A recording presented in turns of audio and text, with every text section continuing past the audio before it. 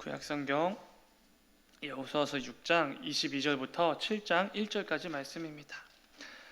구약성경 327페이지에 있습니다.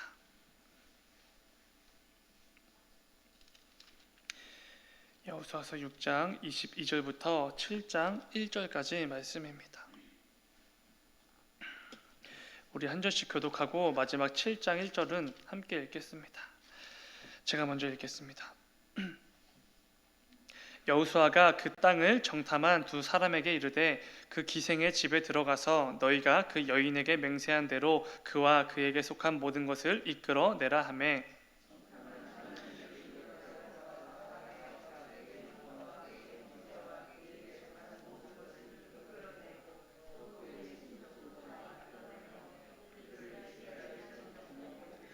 무리가 그 성과 그 가운데에 있는 모든 것을 불로 사르고 은금과 동철 기구는 여호와의 집 곳간에 두었더라.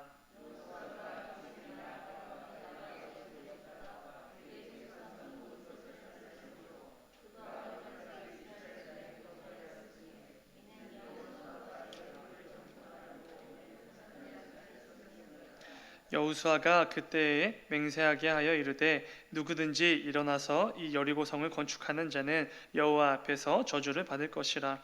그 기초를 쌓을 때에 그의 맏아들을 잃을 것이요 그 문을 세울 때에 그의 막내 아들을 잃으리라 하였더라.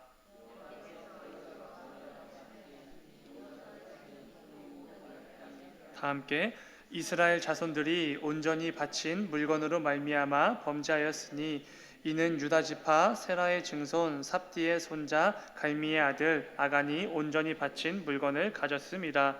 여호와께서 이스라엘 자손들에게 진노하시니라. 아멘. 잠시 기도하겠습니다. 사랑의 주님 감사합니다. 아버지, 오늘 하루도 시작하기 전에 하나님 저에 나아와서 말씀과 기도로 또 하루를 시작하게 하시니 주여 진정으로 감사드립니다. 아버지, 이 시간 말씀을 통하여서 하나님의 마음과 뜻을 깨닫게 하시고 또 기도의 시간을 통하여서 하나님의 마음과 하나님의 시선이 어디를 향하고 있는지 깊이 깨닫고 돌아가는 이 귀한 새벽 시간 될 수 있도록 인도하여 주셔서 주님 감사합니다. 거룩하신 예수님의 이름으로 기도드렸습니다. 아멘. 우리 함께 읽은 말씀을 가지고 하나님을 두려워하는 것은 마땅한 것입니다. 이런 제목으로 함께 말씀을 나누도록 하겠습니다. 존 비비어라는 목사님이 쓰신 책 중에 Good or God이라는 책이 있습니다. 이 책에서 소개되는 한 이야기를 보면 굉장히 놀라운 내용이 담겨져 있습니다. 1980년대 미국에서 가장 유명하고 가장 뜨겁고 가장 열정적이었던 한 유명 부흥사가 있었습니다. 그런데 이분이 간통죄와 사기죄를 저지르면서 감옥에 수감되게 됩니다. 존 비비어 목사님은 이 사실이 너무나 충격적이어서 그 부흥사를 찾아가게 됩니다. 교도소에 면회를 가게 돼서 그곳에서 만나게 된 것이죠. 그리고 그 부흥사에게 물었다고 합니다. 그토록 열정적으로 하나님을 사랑하고 섬기시던 목사님께서 어쩌다 그렇게 심각한 죄를 저지르게 되셨습니까? 어떤 상황에서 또 어떤 시점에서 예수님을 향한 사랑을 잃어버렸고 어쩌다가 하나님을 향한 그 열정이 식어버리고 그 끔찍한 죄악들을 저지르게 되었습니까? 이렇게 물었습니다. 그런데 그 유명 부흥사가 뻔뻔하게 이렇게 대답했다고 합니다. 존 목사님, 저는 단 한 번도 예수님을 향한 사랑을 잃어버린 적이 없습니다. 깜짝 놀란 존 목사님은 그에게 다시 물었습니다.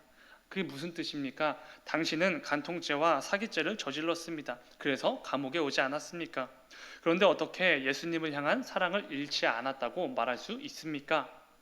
그러자 그 부흥사가 이렇게 대답했다고 말합니다.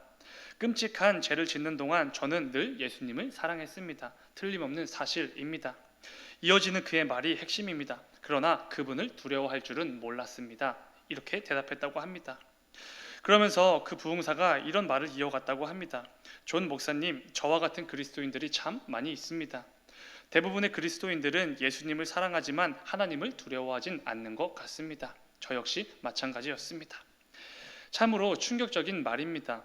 그런데 우리의 삶을 하나하나 따져보면 그 부흥사의 말이 정말 맞는 것 같기도 합니다. 도무지 부정할 수 없는 사실처럼 느껴지기도 하지요. 많은 그리스도인들이 신앙생활을 열심히 하고는 있지만 그 삶 속에서 여전히 거짓을 행하고 음란과 정욕에서 자유롭지 못한 삶을 살아가고 있습니다. 또한 세상의 가치와 기준에 녹아들어서 성도답지 않게 말하고 행동하고 생각하며 살아가고 있는 것은 너무나 우리가 잘 알고 있는 사실입니다. 그런데 이것이 우리 성도들이 하나님을 사랑하지 않아서가 아니라 그 하나님에 대한 두려움을 잃어버렸기 때문이라고 존 목사님은 책을 통해 지적하고 있습니다. 성경은 우리가 믿는 하나님이 그저 사랑의 하나님이라고만 가르쳐주진 않습니다. 놀랍도록 넘치는 사랑의 하나님은 동시에 철저하고 세밀하신 공의의 하나님이시라고 가르치죠. 이것이 성경을 통해 하나님께서 자기 자신에 대해 우리에게 계시해 주신 하나님입니다.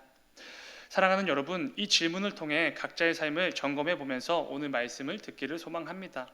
내 삶은 하나님을 두려워하는 삶인가? 도무지 하나님을 두려워하지 않는 삶인가? 오늘 본문에서 등장하는 두 사람은 이 질문에 따른 극명한 차이가 있는 삶을 살았던 사람들입니다. 바로 이방 여인 라합과 하나님께서 택하신 백성 아간, 이 그 두 사람입니다. 오늘 말씀을 통해 두 사람의 삶을 돌아보면서 하나님을 두려워하는 성도의 삶에 대해서 함께 나누어 보고자 합니다. 라합과 아간의 삶을 통해 저와 여러분의 삶을 점검하는 귀한 시간이 되기를 소망합니다. 오늘 본문은 이스라엘 백성들이 마침내 여리고성으로 진격하는 그 모습에 대해 잘 말해주고 있습니다. 하나님의 도무지 이해할 수 없는 작전 명령에 온전히 순종함으로 매일 여리고성을 한 바퀴씩 돌았던 이스라엘 백성들이 마침내 7일째 되던 날 7바퀴를 돌고 여리고로 진격을 하게 된 것이지요. 그때 여호수아가 진격을 하는 백성들에게 세 가지 명령을 하는 것을 보게 됩니다. 첫 번째는 성에 있는 모든 것들을 하나님께 바치라, 이 명령이었고, 두 번째는 정탐꾼들을 도와준 라합을 살려주라는 명령이었습니다. 그리고 마지막은 은과 금, 동철로 된 기구들은 따로 구별하여서 하나님의 곳간에 두라, 이런 명령이었습니다. 세 가지 명령이지만 이렇게 요약할 수 있을 것 같습니다. 하나님께 모든 것을 바치고 이방 여인 라합을 구하라, 이 두 가지 명령으로 압축할 수 있을 것입니다. 놀랍게도 여리고 전투에 임한 이스라엘 백성들이 해야 할 일들은 하나님과 라합을 위한 딱 두 가지 일이었다는 것이지요. 다들 이미 아시겠지만 가나안 정복 전쟁 가운데 가장 길고 중요하게 그리고 자세하게 다루는 전투는 여리고성 전투입니다. 가장 많이 언급되기도 하지요. 그만큼 이 여리고성 전투는 이스라엘 백성들에게 굉장히 중요한 전투였습니다. 그런데 그 중요한 전투에서 이방 여인 라합이 차지하는 비중이 너무나 크다는 것입니다. 15절 이하부터 본격적으로 여리고를 향한 진격이 시작이 되는데 17절과 22절 그리고 23절 그리고 25절에서 계속해서 라합에 대해 언급해 주고 있습니다.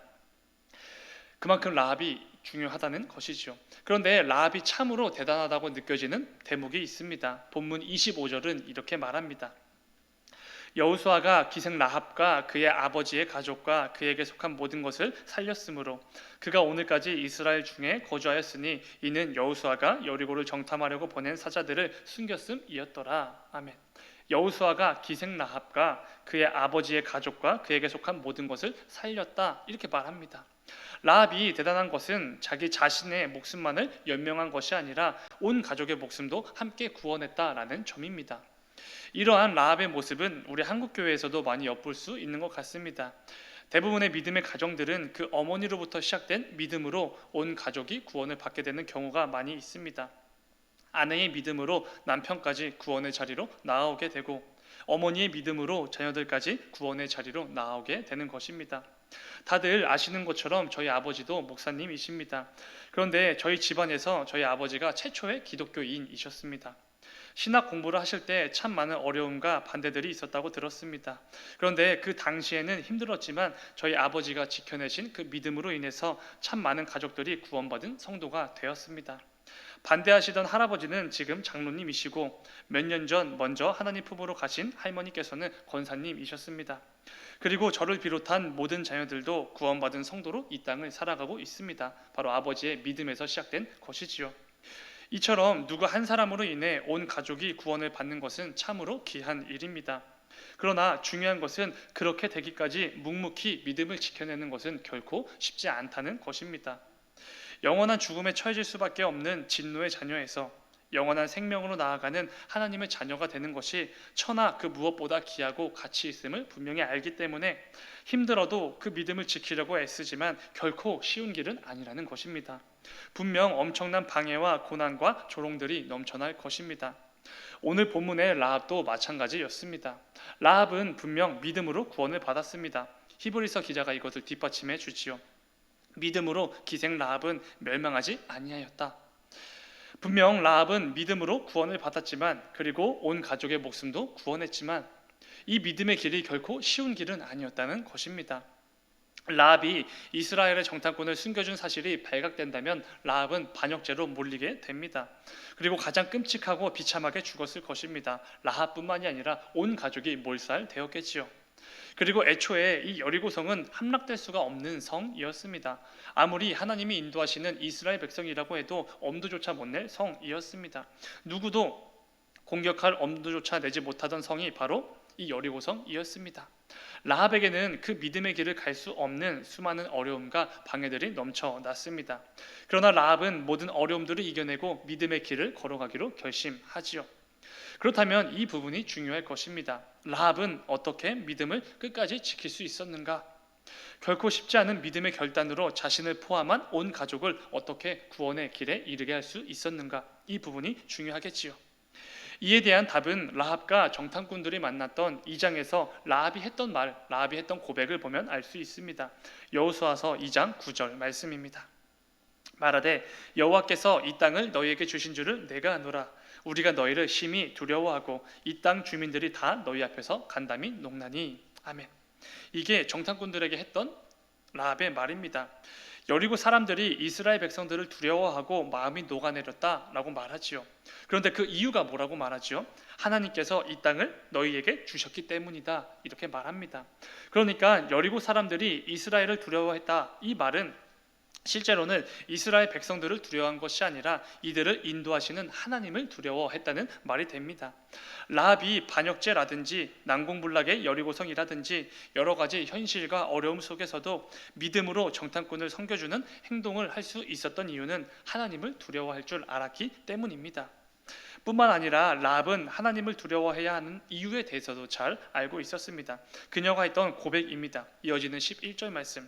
우리가 듣자 곧 마음이 녹았고 너희로 말미암아 사람이 정신을 잃었나니 너희의 하나님 여호와는 위로는 하늘에서도 아래로는 땅에서도 하나님이시니라. 굉장히 놀라운 고백입니다. 온 하늘과 온 땅에서 유일하게 참 신이신 여호와 하나님이시니라, 이런 고백을 했다는 것이지요. 그리고 이 하나님을 잘 알았기 때문에 그 하나님을 두려워했던 것입니다. 일이 잘못되어서 반역죄로 몰려서 온 가족이 몰살당할 수 있는 그 위험보다, 도무지 함락될 것 같지 않은 철옹성 여리고성이 버티고 있다는 현실보다 하나님을 더 두려워했기 때문에 라합은 믿음으로 자신과 온 가족을 구원해낼 수 있었던 것입니다. 라합은 앞으로 진행될 모든 가나안 전쟁 속에서 유일하게 하나님의 긍휼과 자비를 입었던 유일한 이방 사람입니다. 어떤 상황에서도 하나님을 마땅히 두려워할 줄 알았던 한 이방 여인으로 인해 하나님의 자비와 긍휼을 절대로 입을 수 없는 그 이방 민족 가운데 하나님의 심판으로부터 유일하게 구원을 받게 되는 놀라운 역사가 일어나게 된 것입니다. 이 모든 일들이 한 이방 여인 라합에 의해서 일어난 것이지요. 그런데 중요한 것은 오늘 본문에는 이 라합과는 전혀 다른 상반된 결과를 맞이하게 된 한 사람도 등장한다는 것입니다. 우리가 잘 아는 하나님이 택하신 백성 중에 한 사람인 아간이 바로 그 사람입니다. 라합은 하나님을 두려워함으로 믿음으로 자신과 온 가족을 구원해 냈습니다.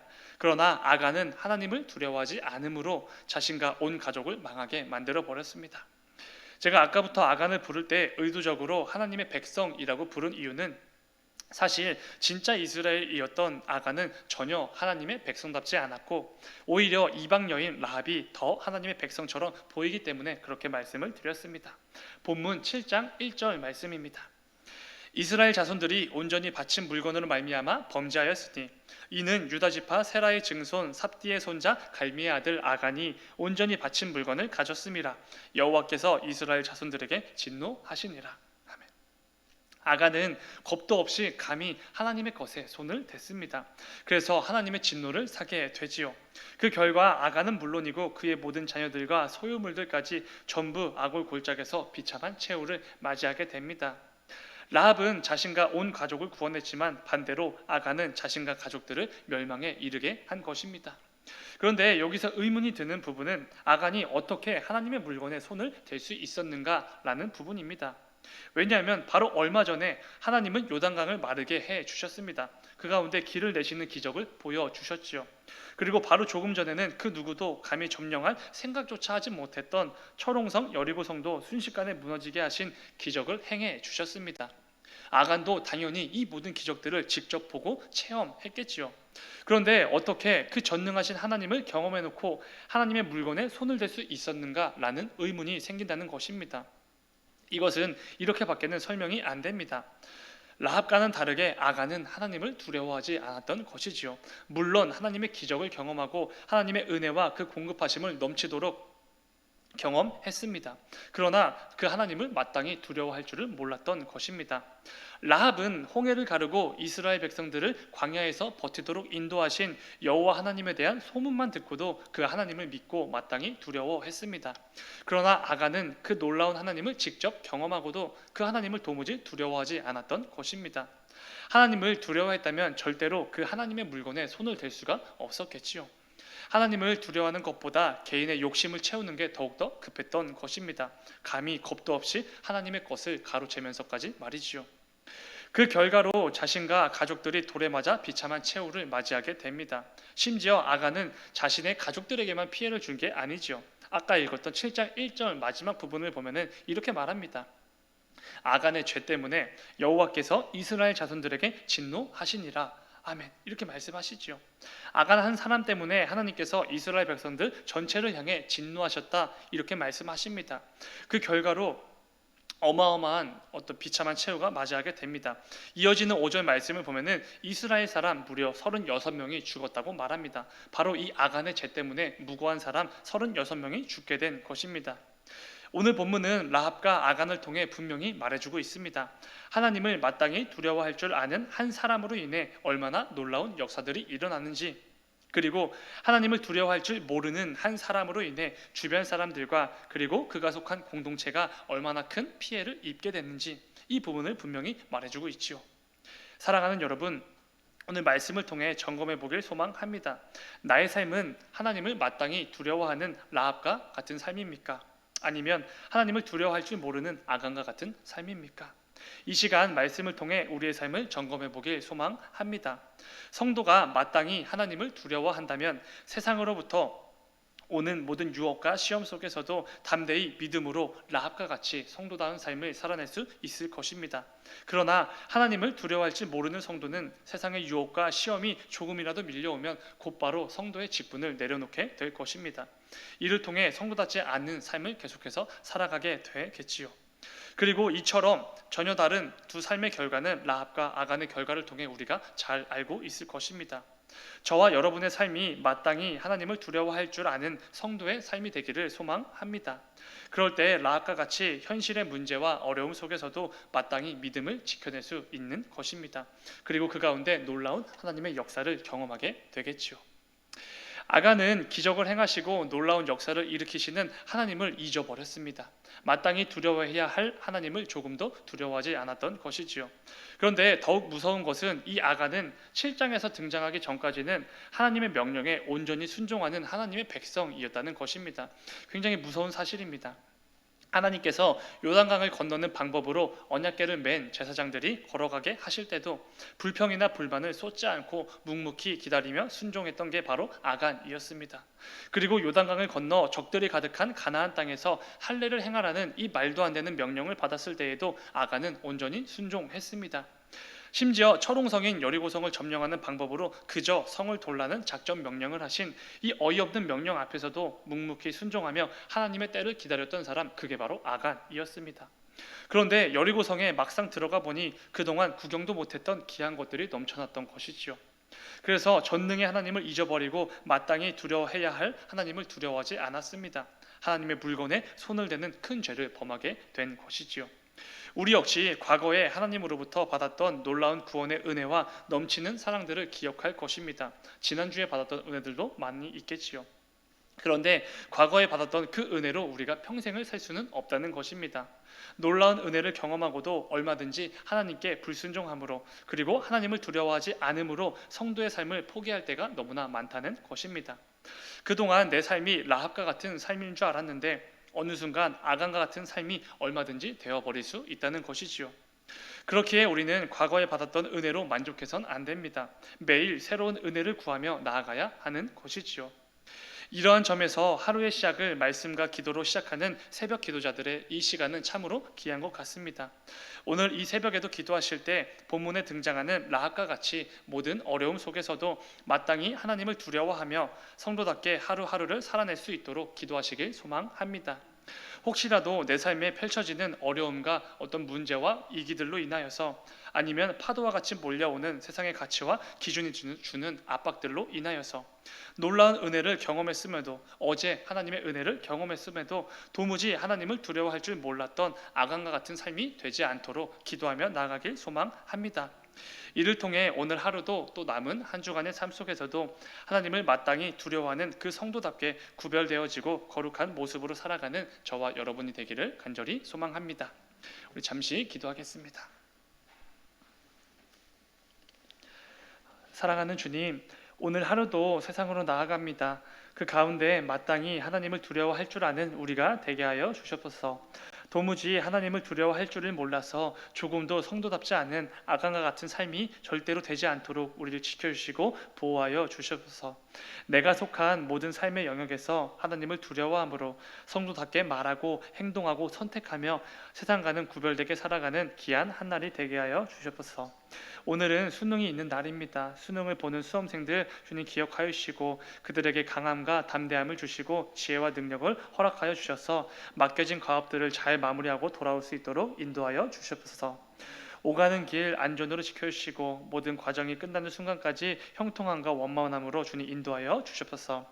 수험생들이 그 과정을 통해 하나님의 비전이 떠오르게 하시고 자신들의 삶에 심겨진 하나님의 뜻과 계획을 발견하는 귀한 가정이 되도록 인도하여 주시옵소서. 주님 감사합니다. 거룩하신 예수님의 이름으로 기도드렸습니다.